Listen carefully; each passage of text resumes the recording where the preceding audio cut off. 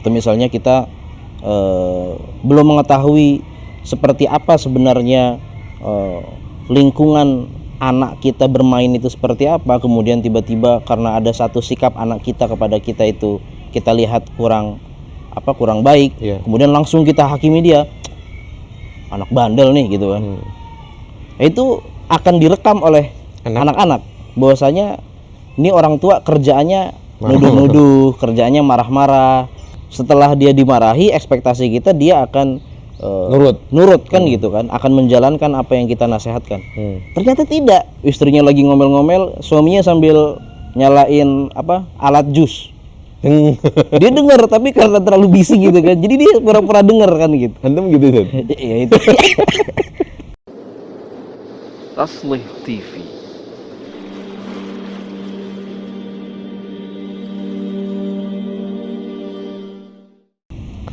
Bismillahirrahmanirrahim. Alhamdulillahirrabbilalamin. Wassalatu wassalamu ala rasulillah wa ala alihi wa sahbihi wa man wala. Wala hawla wala quwata illa billah. Rabbi syrah li sadri wa yassir li amri wa hlul 'uqdatam min lisani yafqahu qawli wa ba'd. Assalamualaikum warahmatullahi wabarakatuh. Alhamdulillah, sahabat Taslih yang dirahmati Allah, kita kembali dalam program Bincang Sore Berfaedah, masih dalam tema besar keluarga yang kita namai dengan kumpul di dunia bersama di surga. Kali ini masih juga dengan guru kita Ustaz Bambang Ridho LC Hafizullah yang sudah bersama kami di sini, dan sedikit ada berbeda. Biasanya kita di ruangan, kita berada hari ini di luar ruangan ya. Semoga ada semacam refresh atau semacam ada suasana baru yang juga bisa menambah semangat kita dalam belajar. Mari kita sapa dulu Ustaz Bambang Ridho. Assalamualaikum. Waalaikumsalam warahmatullahi. Kabar antum gimana Ustaz? Alhamdulillah. Masya Allah. Hari ini agak beda nih Ustaz. Beda. Dan alhamdulillah cuacanya juga nggak terlalu gerah panas gitu ya. Adem ya biasa ya. Mungkin karena efek kemarin habis hujan gede mungkin. Iya, karena tadi lumayan terik sih tadi siang ya. Tapi alhamdulillah sore ini ya lumayan cukup sejuk ya kira-kira. Baik Ustadz, kemarin terakhir kita juga sudah membahas lanjutan dari perbincangan kita di tema besar ini Ustadz ya, Thaqafah Usrah. Kali ini ada tema apa lagi Ustadz yang akan kita kaji untuk kita obrolin juga hari ini Ustadz? Hari ini kita akan coba belajar tentang 3 hal yang harus diperhatikan saat kita membangun komunikasi dengan anak kita. 3 hal yang harus diperhatikan saat kita membangun komunikasi dengan anak kita. Kepada anak. Berarti lebih ke tips ya. Tips apa saja yang harus kita sebagai orang tua berikan atau lakukan ketika ingin berkomunikasi dengan anak-anak gitu. Iya, benar. Ada batasan umur Ustaz? Secara umum. Secara umum ya. Secara umum. Baik, silakan Ustaz dimulai kita ngobrolnya nih. Baik, bismillah wassalatu wassalamu ala rasulillah wala haula wala quwata illa billah. Tentu membangun komunikasi antara orang tua dengan anak ini kan suatu hal yang penting gitu ya. Membangun suasana yang harmoni, membangun kedekatan, itu kan berangkatnya dari komunikasi. Iya. Nah, yang menjadi permasalahan terkadang saat kita berkomunikasi dengan anak-anak kita, sebenarnya secara umum sih saat kita berkomunikasi dengan siapapun, yang menjadi masalah adalah kita ini berangkat berkomunikasi dengan pengalaman yang berbeda. Masing-masing kita. Ada pengalaman tersendiri. Ada pengalaman tersendiri. Kita di di latar belakangnya dengan pengalaman yang berbeda. Kemudian kita memiliki tingkat kecerdasan, tingkat kematangan berpikir juga berbeda. Apalagi dengan anak-anak kita kan. Pastinya ya. Sehingga kalau kita tidak memahami perbedaan tersebut, sering sekali komunikasi yang terjadi adalah tidak mulus. Artinya alih-alih kita ingin membangun hubungan yang harmonis dari komunikasi justru malah mengundang keributan, kericuhan gitu kan. Justru malah merenggangkan hubungan antara orang tua dan anak. Ibarat kata seperti ini, Sat. Ada dua orang di sebuah tempat. Sebuah tempat itu katakan ada orang, katakan gila, ada dua orang, satu dari Jakarta, satu dari Bandung. Asalnya Bandung, satu asalnya Jakarta. Dua orang ini ada di Jakarta. Yang mana pada saat itu Jakarta katakan cuacanya 30 derajat Celcius lah. Orang Jakarta bilang ini ya adem lah gitu kan. Karena biasanya mungkin lebih panas kan gitu. 35. Iya kan gitu kan. Tetapi orang Bandung bilang ini panas. Karena mereka mungkin biasanya di bawah itu kan, 27, 25. Padahal cuacanya sama loh. Mereka berada dalam sebuah tempat yang ya cuacanya kan nggak berbeda nih. Misalnya kita antum dari Bandung, ada dari Jakarta, sama-sama di sini. Di lokasi yang sama. Kami merasa 30 derajat ini suatu yang adem biasa, antum merasanya panas gitu. Nah, itu kan berangkat dari pengalaman yang berbeda, kebiasaan yang berbeda, latar belakang yang berbeda. Kalau kita tidak memahami ini, akhirnya apa? Akhirnya kita berdebat aja tuh. Kagak, ini adem, ini panas, ini adem gitu. Ini udah adem ini segini, kagak ini panas. Kan itu akhirnya kalau tidak dipahami dengan baik nggak akan selesai, malah justru merenggangkan hubungan. Nah, begitu juga dengan anak-anak kita. Terlebih anak-anak itu kan memang pengalaman hidupnya tentu lebih jauh di bawah kita kan. Kita katakan sudah berusia 30 tahun, 40 tahun, anak-anak kita mungkin baru 4, 5, 10, 20, katakan begitulah ya. Artinya jauh sekali pengalaman yang mereka miliki dengan pengalaman orang tua yang dimiliki oleh orang tua gitu.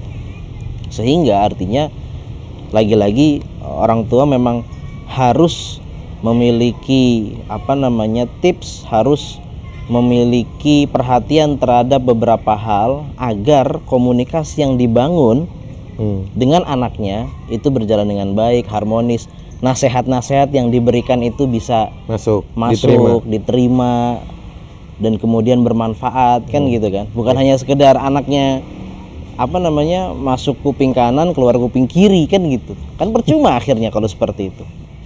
Nah, apa 3 hal ini yang harus diperhatikan oleh setiap orang tua, terlebih mungkin para ayah ya. Mungkin kalau ibunda atau ibunya, seorang ibu kan kayaknya sudah intens gitu ya. Ini yang terkadang menjadi masalah adalah ayahnya pulang dari kerja, nyampe rumah mungkin dalam keadaan yang capek, lelah, letih gitu kan, atau mungkin sedang banyak pikiran, banyak tekanan juga di tempat kerja. Nyampe rumah melihat anaknya mungkin dilihat kurang pantas, kurang sopan, kurang beretika, marah tiba-tiba kan gitu. Nah, 3 hal ini yang harus diperhatikan oleh seorang ayah terutama, atau kedua orang tua secara umum. Yang pertama, orang tua atau ayah harus benar-benar menyadari bahwa mereka tidak boleh menghakimi sebelum mengetahui bagaimana keadaan anak atau apa masalah anak. Berarti kita dituntut untuk tahu apa yang melatar belakangi anak tersebut, kenapa bisa jadi begitu. Iya. Oke. Jangan sampai juga orang tua itu memiliki ekspektasi yang berlebihan, tidak didasari dengan pengetahuan yang baik. Dalam arti begini,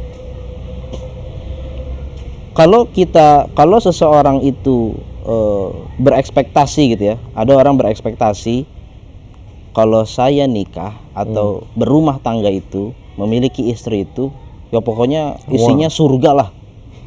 Isinya kenikmatan seluruhnya gitu, tanpa ada sedetik pun yang terjadi dalam pernikahan itu kecuali hanya kelezatan gitu lah, hanya hal-hal yang sifatnya nikmat gitu kan, manis-manisnya doang gitu. Tahu-tahu setelah dia menikah dan dia membangun rumah tangga dengan istrinya gitu kan, kok ekspektasinya berbeda. Maksudnya realita yang dirasakan itu berbeda dengan ekspektasinya. Ternyata dia terkadang ada masalah dengan istrinya, kok terkadang istrinya itu begini dan begitu, marah-marah terus gitu kan, sehingga dia merasa ada rasa menyesal, ada rasa bosan, ada rasa pesimis gitu kan, karena itu ekspektasinya terlalu tinggi kan begitu di awal ya, di awal sebelum dia bangun keluarga, artinya memutuskan untuk berkeluarga. Benar. Begitu juga saat kita berkomunikasi dengan anak, kemudian kita berekspektasi terlalu tinggi bahwasanya anak kita ini kalau kita kasari atau kita bentak dia akan taat kepada kita, tetapi ternyata tidak. Nah, itu kan hal-hal yang harus disadari bahwasanya ekspektasi berlebihan, menghakimi sejak awal sebelum mengetahui masalah itu akan menjadi momok tersendiri bagi kedua orang tua atau sebagai ayah kan gitu. Atau misalnya kita belum mengetahui seperti apa sebenarnya lingkungan anak kita bermain itu seperti apa, kemudian tiba-tiba karena ada satu sikap anak kita kepada kita itu kita lihat kurang baik, kemudian langsung kita hakimi dia, anak bandel nih gitu kan. Itu akan direkam oleh anak-anak bahwasanya ini orang tua kerjaannya nuduh-nuduh, kerjaannya marah-marah, padahal gue orangnya nggak seperti itu. Dalam hati anak itu tuh bisa jadi seperti itu ya kan. Nah, ini akibatnya apa? Akibatnya anak kan mungkin selalu melihat orang tua ini sebagai hakim, bukan sebagai teman yang memberikan solusi gitu kan, memberikan kenyamanan, memberikan kasih sayang. Belum lagi PR-nya kalau si ayah ini jarang di rumah. Nah, itu jadi masalah lagi kan, bertambah lagi masalahnya. Marah-marah gitu. Nah, dia melihatnya orang tua seperti apa gitu kan, jarang di rumah, sekalinya datang marah-marah gitu. Udah nggak bakal mau tuh anak mendengarkan nasihat-nasihat kita. Maka untuk menyelesaikan masalah tersebut, maka kita berpindah kepada hal kedua yang harus diperhatikan, yaitu apa? Jangan malas sebagai orang tua kita mau mendengarkan keluh kesah anak. Jangan malas untuk mencari tahu apa sebenarnya yang sedang dihadapi oleh anak-anak kita. Berarti poin kedua ini lanjutan dari poin pertama tadi, Ustaz ya? Lanjutan dari poin yang pertama. Karena kan tadi kan antum sebut kita harus tahu dulu apa yang melatar belakangi si anak ini, katakanlah tidak sopan atau kurang sopan di hadapan kita. Benar. Berarti nomor 2 ini adalah lanjutan dari yang pertama. Artinya buka ruang komunikasi. Buka ruang komunikasi. Mau mendengar. Ada sebuah kisah. Suatu hari seorang anak di rumah itu kemudian berkata kata yang agak kasar gitu ya, di depan ayahnya, berkata-kata yang tidak sopan, tidak beradab, tidak beretika, sehingga kemudian ayahnya pun mencoba menasehati dengan gaya yang mungkin agak terlalu keras gitu ya. Gua kasih tahu ke lu, yang kayak gitu kagak sopan. Lu harus, ya mungkin kamu itu harus kamu harus tahu sopan santun di rumah ini itu caranya begini dan begitu gitu kan. Jadi dengan nada-nada emosi lah gitu ya, sehingga pada saat itu anak bukan justru malah mendengar, kan di dalam diri seorang ayah gitu ya, ekspektasinya dengan cara keras dan cara kasar seperti itu, dengan nada-nada emosi itu kan ekspektasinya anak akan mendengarkan nasihat, akan taat. Setelah dia dimarahi, ekspektasi kita dia akan nurut kan gitu kan, akan menjalankan apa yang kita nasihatkan. Ternyata tidak. Anak itu justru bukannya malah menaati apa yang kita nasihatkan, dia masuk kamar dengan membanting pintu, jedak, sebagai penolakan, sebagai bentuk pemberontakan kan gitu kan. Di situ seorang ayah kepancing lagi kan, tuh kan, asal lu tahu Kan gitu kan? Iya. Terkadang begitu. Tetapi di sini ya, mungkin sebenarnya dalam hati kecil seorang ayah atau orang tua itu bisa jadi saat dia ingin melakukan hal tersebut gitu ya, pengen marah lagi, itu biasanya dalam hatinya kemudian kenapa gua harus terburu-buru untuk emosi, untuk mikir ulang gitu kan. Oh, sepertinya saya harus mencoba menggunakan bahasa yang lebih baik, mencoba mendengarkan. Sebagian ada yang sadar, ada yang sebagian makin marah.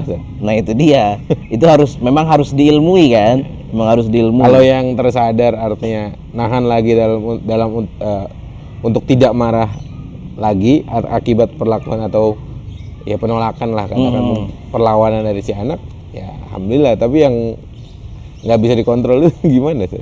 Ya makanya itu sepertinya memang harus ada kalau dia berusaha untuk mengilmui dirinya kan setidaknya dia punya pengingat-pengingat, punya alarm-alarm yang saya sudah belajar kok kalau ini saya marahin lagi tidak akan selesai. Nah, intinya ilmu saja. Intinya ilmu. Karena dia sebenarnya harus belajar dari hal yang pertama tadi. Saat dia nasihatkan dia tidak berhasil, apakah yang kedua akan berhasil atau seperti yang pertama lagi? Iya, belum. Justru makin gitu kan, makin kesana makin kesini kan gitu. Sehingga kalau kita sebagai orang tua sudah menyadari bahwasanya cara kasar seperti itu tidak benar, tidak tepat, atau artinya tidak menyelesaikan masalah, tidak memberikan hasil yang positif, coba dia kemudian mendengarkan, bertanya kepada anak sebenarnya apa yang sedang dialami. Karena barangkali ya kalau mungkin anak kita sudah masuk ke lingkup sosial yang lebih luas, artinya ya kan semakin beranjak dewasa anak kita kan bukan hanya sekedar main di lingkungan rumah ya. Betul. Dia sudah punya teman-teman di sekolahan, makin berdinamika lah ya. Ya kan, bahkan sekolahan itu kan kalau Ani lihat ya, kayak di Indonesia itu katakan dari TK gitu ya, dari TK lingkupnya mungkin kecil, nanti SD temannya semakin banyak, SMP lagi semakin besar lagi, SMA kayaknya semakin tinggi itu jarak sekolah juga semakin jauh. Iya kan? Kalau kita perhatikan seperti itu. Tapi sekarang kayaknya ada regional. Iya, ada regional. Apa sih namanya tuh? Tapi tetap jadi lebih jauh juga lama-lama. Oh gitu ya sekarang. Iya kan? TK mungkin dekat rumah. SD agak jauhan. Zonasi ya. Zonasi. SMP agak lebih jauh lagi ya. Apalagi nanti kuliah. Udah lebih jauh lagi. Bisa di luar negeri malah. Iya.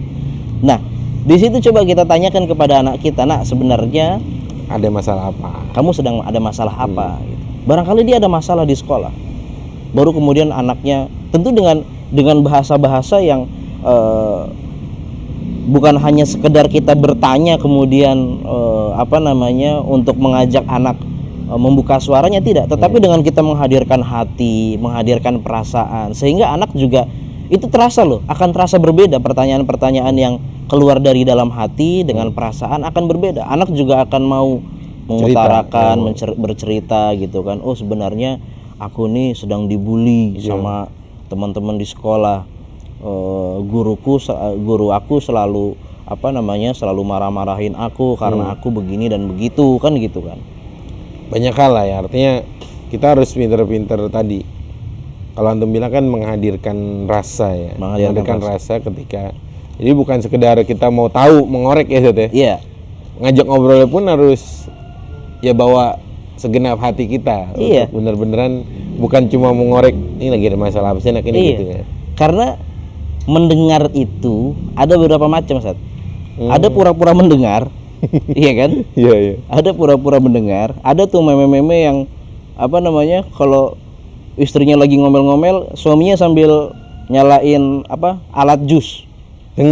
Dia dengar tapi karena terlalu bising gitu kan. Jadi dia pura-pura dengar kan gitu. Antum gitu kan? Iya itu. Ya, itu mungkin ada yang punya pengalaman seperti itu ya kan. Orangnya nggak di sini. Orangnya di sini. Yang di sana lagi di sini. Jadi gitu, mendengar itu ada berapa macam. Ada pura-pura mendengar, ada yang mendengar masuk kuping kanan keluar kuping kiri, tapi ada mendengar yang memang dengan membawa hati, membawa perasaan, berusaha masuk ke dalam alam anak kita, masuk ke dalam kegelisahan anak kita. Dia mau cerita, kemudian kita juga berusaha untuk menyentuh hati anak kita, menyentuh perasaannya gitu kan. Sehingga apa? Sehingga anak pun akhirnya akan berusaha untuk mencoba menerima nasihat dari kita. Setelah dia cerita. Setelah dia cerita. Kan artinya setelah dia cerita, oh kita akan cari solusi. Oh, kalau gitu coba kita besok datang ke sekolah, kita datang ke bagian kesiswaan, coba kita tanyakan kepada guru-guru yang ada di sana, sebenarnya apa sih yang terjadi gitu kan? Apa jalan keluarnya? Kan seperti itu. Iya. Artinya anak baru mau cerita, kalau si orang tua ini, katakan si ayah tadi ya, dia benar-benar hadir, bukan cuma sekedar gitu, bukan hanya sekedar, tapi untuk seluruhnya. Artinya si ayah harus paham. Sangat mungkin terjadi saat anaknya itu berlaku tidak sopan di rumah, bisa jadi itu sebenarnya seperti suara teriakan si anak bahwa dia sedang ada masalah, tetapi dia tidak ungkapkan secara langsung. Itu harus kita bisa bisa tafsirkan dengan baik, kita pahami dengan baik. Oh, jangan-jangan ini ada masalah anak saya, kan gitu kan. Ini tentang kepekaan seorang ayah, orang tua gitu ya. Nah, setelah kita ini kan dua hal nih. Berusaha untuk tidak menghakimi sebelum memahami, kemudian mencoba menjadi pendengar yang baik dan masuk menyentuh hati dan perasaan anak.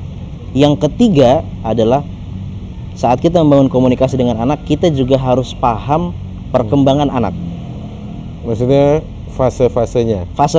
Artinya gini, seorang manusia itu kan memang selain dia berkembang secara fisik, dia juga berkembang secara bahasa, berkembang secara cara berpikir, secara psikologinya, secara kejiwaannya, kan gitu kan. Sebagaimana seorang manusia itu dulu tidak bisa ngapa-ngapain, kemudian bisa tengkurap, kemudian bisa merangkak, kemudian bisa diri merambat, berjalan baru lari gitu. Kita tidak bisa menyuruh anak sesuatu yang belum dia bisa lakukan. Anak baru bisa merangkak, kita suruh berlari ya nggak bisa. Berarti Ustaz, ada PR baru, Ustaz. Iya. Kalau kita orang tua harus memahami fase-fase anak ini, berarti ada ilmu baru dong untuk supaya orang tua kejar juga. Artinya pastilah kayaknya sepertinya pakar pendidikan Islam ini mau membahas tingkatan fase-fase atau perubahan fase-fase itu, Ustaz ya. Benar. Kira-kira gitu, Ustaz ya. Iya. Kalau kita katakan melihat hadis-hadis Rasulullah, Rasulullah mengisyaratkan hal tersebut gitu ya, pertumbuhan, perkembangan cara berpikir atau pola pikir anak.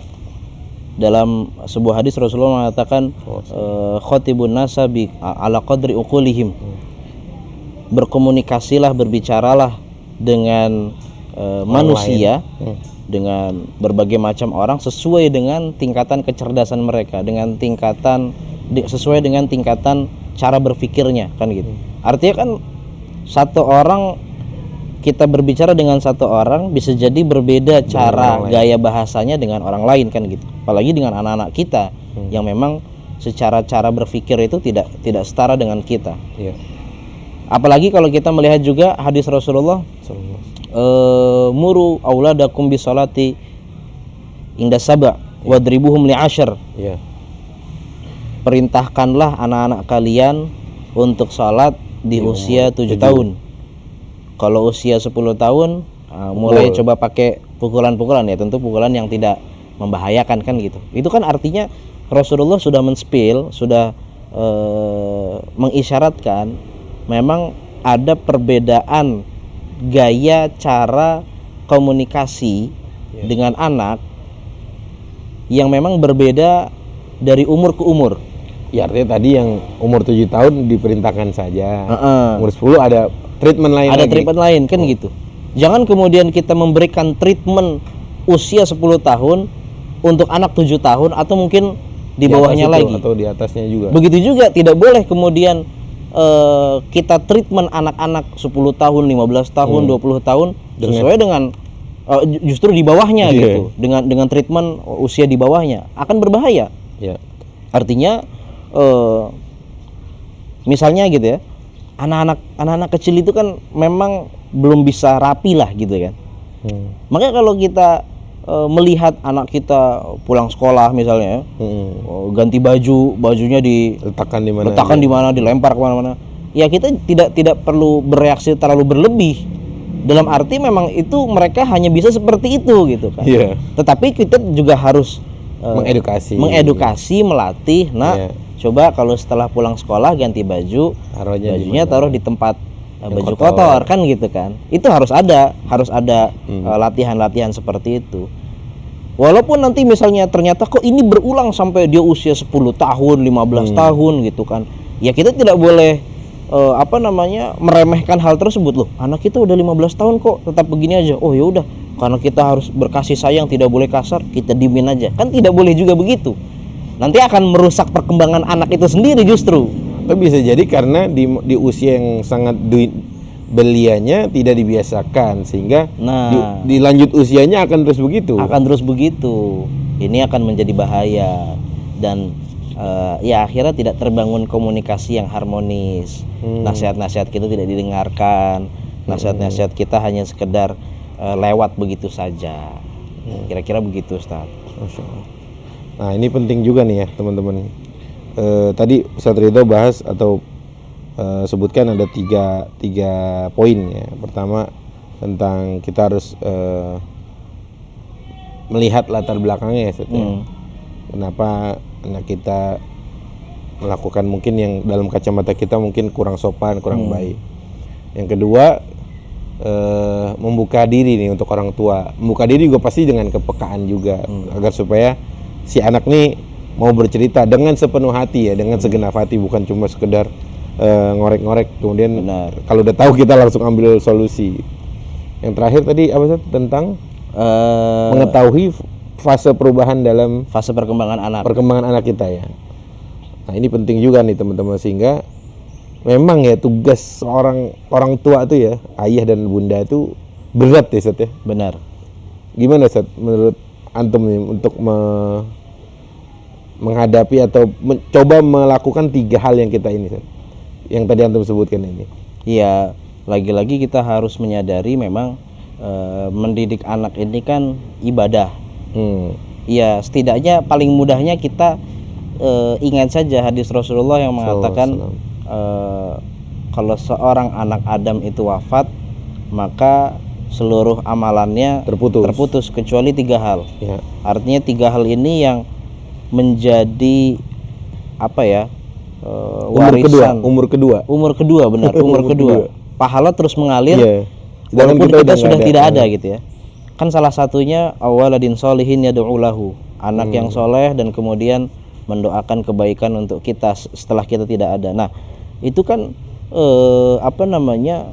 menjadi seorang anak menjadi seorang yang soleh, mau mendoakan ayah bundanya setelah tidak ada gitu kan. Itu kan butuh pendidikan, butuh didikan